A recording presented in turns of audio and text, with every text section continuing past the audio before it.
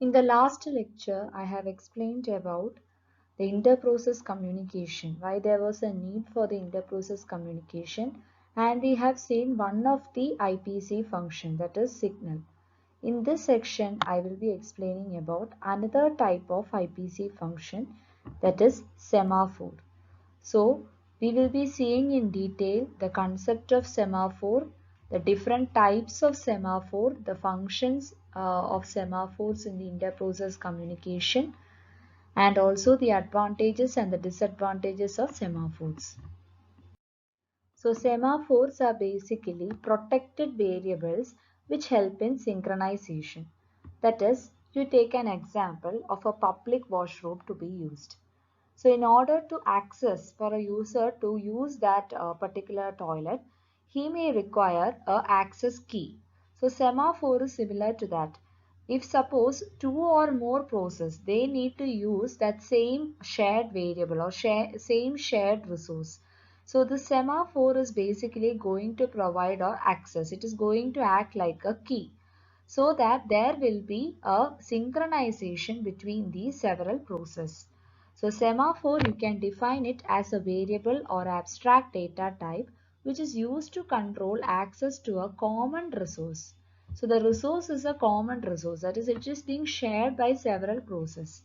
And to avoid the critical section problems in a concurrent system such as a multitasking operating system. So in a multitasking operating system where the operating system it is able to load into its memory many processes and the processor is able to switch from one process to another process, there need to be a synchronization between the several processes. So the semaphore is going to act like a protected variable and it is going to make it as a key or it is going to make it as access availability for the different process which is going to access the same shared resource. So it is an inter-process communication and a synchronization mechanism, and it also avoid the critical section problem. We will see what is a critical section problem. Critical section problem is being avoided with the help of semaphore. So what do you mean by critical section? It is that part of the code segment where the shared variables can be accessed. So if two or more processes are there and they are going to share some variables, in that part of the code, it is a critical section where the sharing of the variables can be done only by one particular process. And so atomic action is required in the critical section of the code. Atomic action means that only one of the process can access that shared variable in that critical section. Otherwise, an error is going to occur. So while one process is accessing that particular variable in the critical section, all other processes must be willing to wait. For suppose, take an example of a banking transaction. When we are going to read the variable balance, how much balance do we have, that is a particular variable value. At the same time, if you assume that a deduction of amount is being taking place, then what happens? A balance variable, it will not be read correctly. So there will be an error occurring. So at a particular time, only the reading process, that is here the balance variable is an example which we have taken in the banking transaction.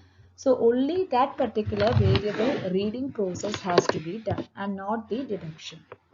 So similarly in a system when to access the critical section, that is only a single process should access that critical section of the code, and while one process is accessing that critical section, all other processes must be willing to wait. That is the concept of the critical section problem. So the figure here depicts the critical section problem. That is, as you can see, the red color is being marked as a critical section. So at this section, only one of the process should access the shared variable. Otherwise, an error will occur. So this is the most important part of the code. So prior to critical section, there is an entry section, and after that, there is an exit section, and then there will be a remainder section. So the entry section is going to handle the entry into the critical section. It acquires the resources needed for the execution by the process, and the exit section handles the exit from the critical section. That is, it releases the resources and informs the other process that the critical section is going to be free. So at a time, the entry section is going to permit only one process to enter to the critical section. So it can have that shared variable, shared resources, and after that process has come to the exit section, that is, it is going to release the resources, the other process can be now accessing the critical section. That is, at a time only one process can enter this particular critical section. Now these are some of the solutions of the critical section. First one, mutual exclusion. Mutual exclusion implies that at a time only one process can access the critical section and the other process must be willing to wait until the critical section is free. That is a mutual exclusion. Next is the progress. Progress means that if a process is not using the critical section, then it should not stop any other process from accessing it.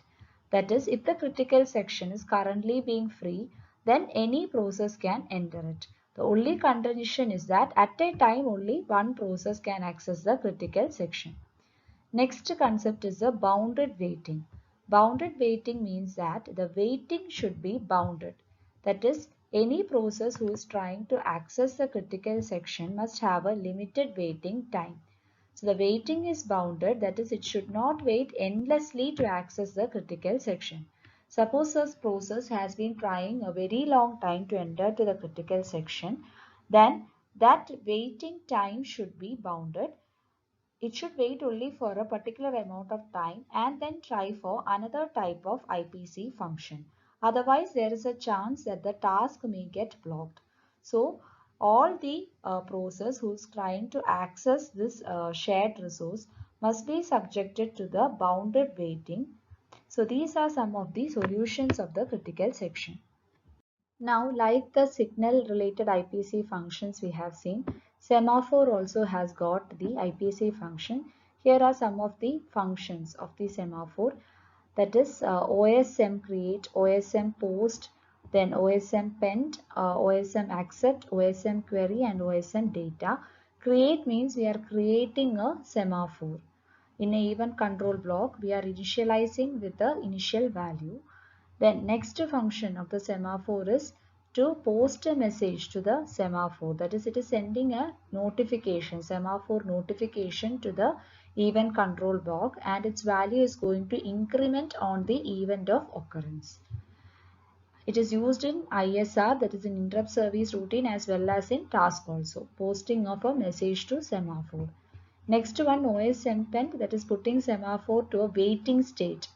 So it is going to, semaphore is made to wait from an event and its value is going to decrement on taking note of that event occurrence. It is used in task. Then OSM accept, that is accepting the request a function which reads and returns the present semaphore value. Then querying of the semaphore, that function is being done. It queries a semaphore for an event occurrence or non-occurrence by reading its value and returning the present value of semaphore. Then OSM data, that is its value is not going to decrease. The data points to the present value and the table of the task waiting for the semaphore use. So these are some of the semaphore related IPC functions.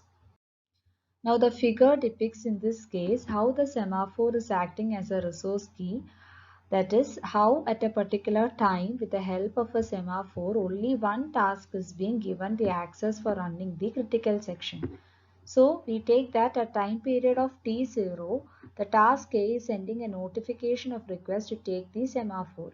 So at the next time period of T1, the task B is being blocked.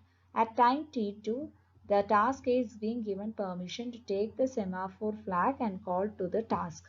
So the critical section is being accessed at a time only by the task A. And once it has finished exiting this critical section, say at time period of T3, it is releasing its semaphore call. And then at time period T4, the task B can run. So at the next time, it can access the critical section. So shared resources like the shared memory buffer, they are to be used only by one task at an instant. An operating system function provides for the use of a semaphore resource key for running of the code in the critical section. So we have seen that in the figure there are 5 sequential actions at 5 different times. And owing to the IPC function, that is when the task A, it is getting access to the particular critical section, it is going to notify to the operating system to have taken the semaphore. That is, operating system is being notified by task A that it has got the access of semaphore. So what IPC function is taking? OSM pend is taking place. So in OSM pend, once it takes place, the operating system returns the semaphore as taken by decrementing the semaphore from 1 to 0. That is, now the semaphore is being taken. Then once the task A is being completed, after completing the access to the critical section, again it has to notify to the OS to have posted that semaphore. So a OSM post, that is, it is posting a message to the semaphore. So it will, operating system, what it will do, it will return the semaphore by incrementing the value. That is, again it will make the value again from 0 to 1. It is going to increment the semaphore. So these much actions are taking place. So once a semaphore is being taken, OSM pend action takes place. So it decrements the semaphore value from 1 to 0. After A using it, it has to return its value. So again, with the help of the OSM post, the semaphore will be incrementing the operating system will be incrementing the semaphore value from 0 to 1. So we have seen how the two tasks is using the critical section with the help of semaphore. So from the previous example also it is clear that synchronization can be obtained with semaphore. That is, in the previous slide we have seen how two different tasks with the help of semaphore function was accessing the critical section. So semaphores are basically protected variables which help in synchronization, and each and every process without any disruption they must be able to read and write to that resource. Each and every process must get a chance to execute the critical section. And also the semaphore will either allow or disallow the access to the resource depending upon how it is set up. Example would be, in case of a system, a semaphore which will allow any number of processes to read from the resource, but only one process can be able to write to that resource at a particular time. So that is a concept of how the semaphore is providing synchronization between different processes. Now, while reading across semaphore, you can come across the two terminologies, P and V type of semaphore. They are basically the actions, that is atomic actions which is being performed with regard to the semaphore. That is, apart from initialization, two type of operations take place. That is the wait operation and signaling operation, which is indicated by the letters P and V semaphore.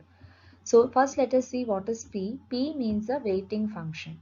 That is, if a task requires a resource and it is not available, it has to wait for it. So in the waiting stage, if the semaphore variable is not negative, its value is decremented by 1. So in the previous example, we have seen that once task A, one particular task A has got access to the critical section and it is running, the task B has to wait. So what happens is that the semaphore variable value, it is decremented by 1. But we should take care that it is not negative. Negative values are not allowed for semaphore.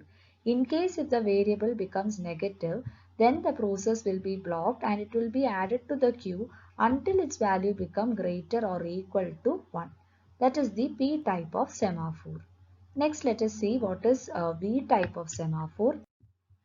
V semaphore function signal which the task passes to the operating system that the resource is now free for the other users. That is, say, suppose in the other example there were two tasks, task A and B. So once task A has completed using the critical section, now task B can access the particular critical section. So that semaphore variable, it is going to be incremented by 1. So that is the signal operation. In the case of V semaphore, it increments the value of semaphore variable by 1. And after the increment, it will take care that if the pre-increment value was negative. So if the pre-increment value was negative, that is, if there are process which is waiting in that particular queue for a resource, it transfers a block process from the semaphore's waiting queue to the ready queue. So these are the two types of basically atomic operations other than initialization which is being performed in the semaphore function, and we refer it to as a P and V semaphore. So, before going to the types of semaphore and its advantages, let us conclude the concept of semaphore. That is, it is basically used for synchronizing the two or more tasks which is going to compete for a same shared resource. So, whenever a task want to use a resource, it requests for the semaphore and it will be allocated if the semaphore is being available. So, just as I used in the beginning example, semaphore act like a key for accessing that shared resource. If the semaphore is not available, then the requesting task will go to block the state until the semaphore becomes free. So here an example is given in the slide, that is if two persons they want to share a bike. So we know that a bike or car will be having only one key. So the one who has got the key will get the first chance to use it, and when a person give the key to the second person, then only the second person can use the bike. So just like in the example which we have seen for the two tasks who are competing for the critical section. For example, like the task A who has got the first access to the critical section, so then only that semaphore will make it that particular critical section available for the second process. So semaphore is just like the key and the byte here is the shared resource. So whenever a task want to access to the shared resource, it has to acquire the semaphore first. So it is just like getting a key to access the resource. So the task should release the semaphore after it is done with the shared resource. And now we will see about the different types of semaphore, that is binary, counting and mutex type of semaphore. Now coming to binary semaphore can take only two values, that is two binary values 0 and 1, and it will be in the two states, that is in the available state and the unavailable state. So if a semaphore is available, that is a shared resource is not being used, we say that the binary semaphore it is in the available state. And once a process has used the semaphore key, then it will be in the unavailable state. Then the process has to release it for the semaphore or the shared resource to be free. Then again it goes back to the available state from the unavailable state. So the binary has value restricted to 1 and 0, and the wait operation works only if the semaphore is equal to 1, and the signal operation succeeds only when the semaphore is equal to 0. So if it is in the available state, its value will be equal to 1. And when a process has accessed the semaphore, what will happen? Its value will be going to 0, that is it will be in the unavailable state. Then the process has to release it again to go back to the available state, and this is easy to implement than the counting semaphore. Now another property to note about the binary semaphore is that if the semaphore is initially available and it is being used by a particular process and it has now gone to the unavailable state whose value is 0, any other process can release the semaphore and make it in the available state. It is not necessary that the process which has gained the semaphore itself has to release it. Any other process can release it. That is the property of a binary semaphore. Next type of semaphore is the counting semaphore. So in case of counting semaphore, we are going to keep a count. Till that count, the semaphore can be accessed. Suppose if we are considering the real life example that there is a hostel room which can accommodate, for example, like up to 5 persons. So it is a room which can accommodate a 5 persons. So we can keep the count a greater than 0 value. That is in our example, the count is going to be 5. So 5 persons can access that particular room. Now, in case if a sixth person is coming, then it cannot be accessed. So the semaphore, it uses a count which helps the task to be accessed or released numerous times. And if the initial count is equal to 0, that is it is in the unavailable state, the counting semaphore should be created in the unavailable state. That is, as seen in the binary semaphore, here also we can represent the two states as available and unavailable state. So if the semaphore in the unavailable state means the initial count value will be equal to 0. That is, in our example, the room can accommodate 5%. If a sixth person is coming, it is unavailable and its initial count will be equal to 0. That is the case. Now, if the count is greater than 0, that is, if the count value is greater than 0, what happens? The semaphore will be created in the available state and the number of token it has, it equals to its count. For example, say only out of the 5 person who can accommodate that hostel room, only one person has come and taken that room. Now again 4 more tokens are available. So I can keep the count value to be equal to 4 instead of 5 because one person has already come and taken that room. So if I am keeping the count value equal to 4, that means that it is in the semaphore is in the available state. So 4 more persons can now use that room. Now if one person again comes and take that room, acquire that room, then the count value will be further decrement. It becomes 3. Again if another person come, again it will be decremented to 2. So likewise, so if a process is acquiring it, it is going to decrement the count value as count is equal to count minus 1. Now once the count value becomes equal to 0, that is all has been taken. So the count value is becoming 0. So in our example, if the count value is equal to 0 means all the 5 persons has taken the room and now the resource is unavailable. So its initial value will be, initial count will be equal to 0. Again, a process has to release it. Okay, if only if a process is releasing it, what happen? It will become again in the available state. So if the count is equal to 0, that is all of it has been accommodated, it is in the unavailable state. Then only if a process release it, then the count will be equal to 1.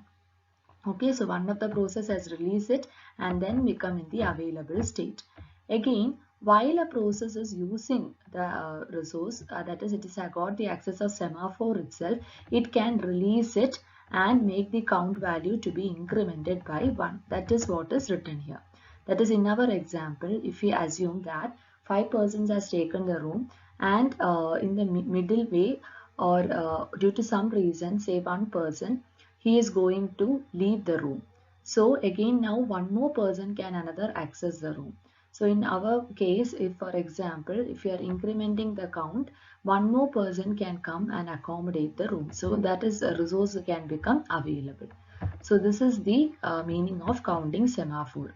How much time it can be accessed, that value we are going to keep it to be the count. And when the count become equal to 0, it means that the resource has become unavailable. That is the concept of counting semaphore.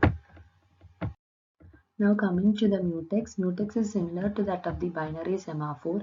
So it takes the values of zeros and 1 and the state diagram are also going to be similar. But the principle of operation between the two is different. That is, mutex follow the principle of ownership. It means that if one task has acquired a mutex, that is, it has acquired a semaphore, that process itself has to unlock or release it. But in case of a binary semaphore, it is not necessary. That is, if a process has acquired the resource, any other process can release it. But this is not possible in the case of mutex.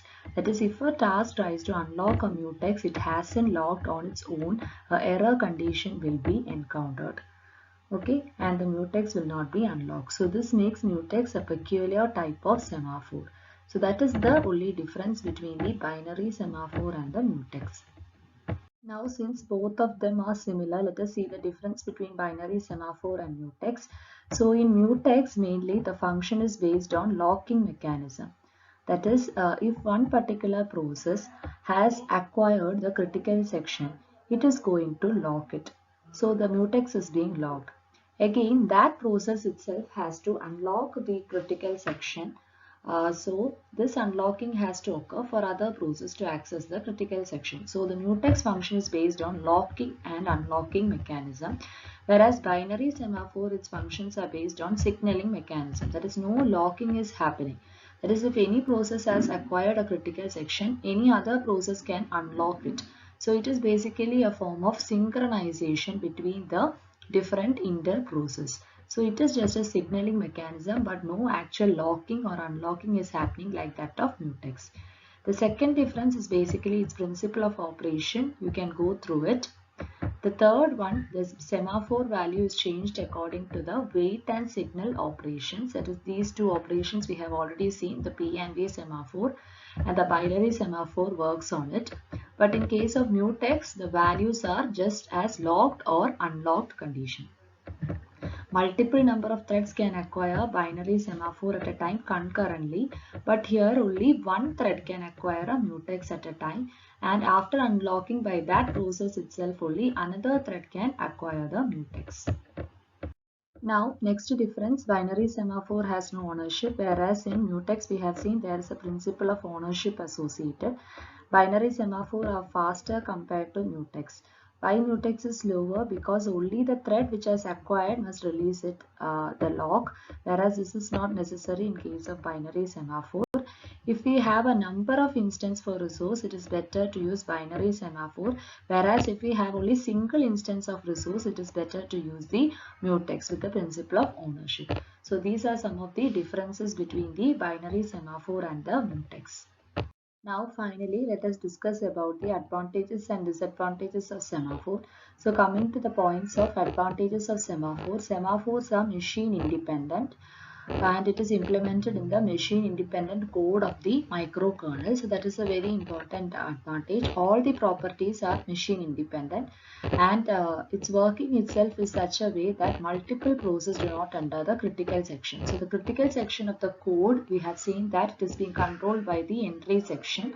So if multiple process, it is going to provide a synchronization or for inter-process communication so that error does not occur. If different process try to access a critical section, then obviously error will occur.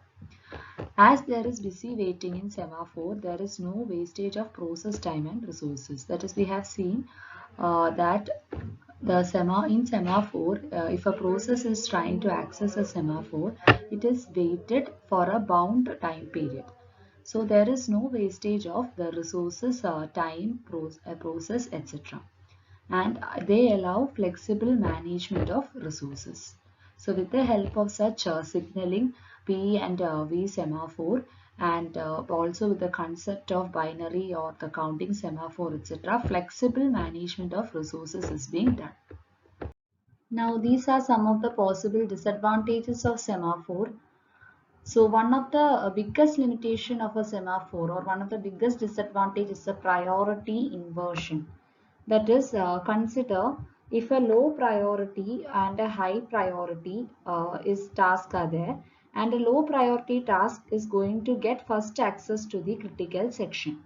So if in the case of a mutex semaphore, if that low priority task is using the critical section and the high priority task come to access the critical section, but the mutex has to be unlocked by the low priority task itself.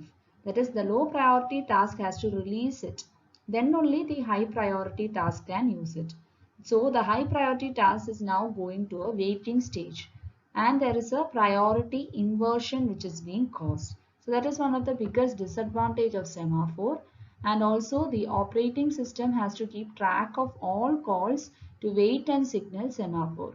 We know that in semaphore, apart from the initialization operation, only two type of operation, that is the P and V semaphore wait and signal operations are taking place, and the working of semaphore and the programming, it is a bit complicated. That is also another disadvantages, and there are chance for programming error.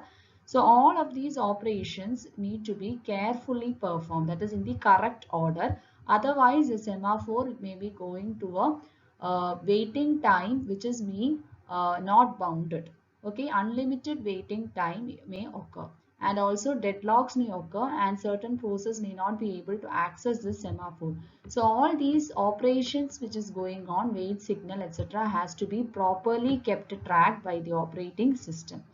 Otherwise, because of the complication of the semaphore programming, it may cause a deadlock or violation of the mutual exclusion which we have seen, and there may be chances of error occurring in the case of semaphore inter-process communication. So proper synchronization will not be achieved if the correct way of the semaphore is not performed. So whatever operations has to be kept track by the operating system, and another bigger disadvantage is the priority inversion. So I hope that all of you have understood the concept of what is semaphore and the different types of semaphore and its advantages. And in the next sections we will be discussing about other types of IPC functions.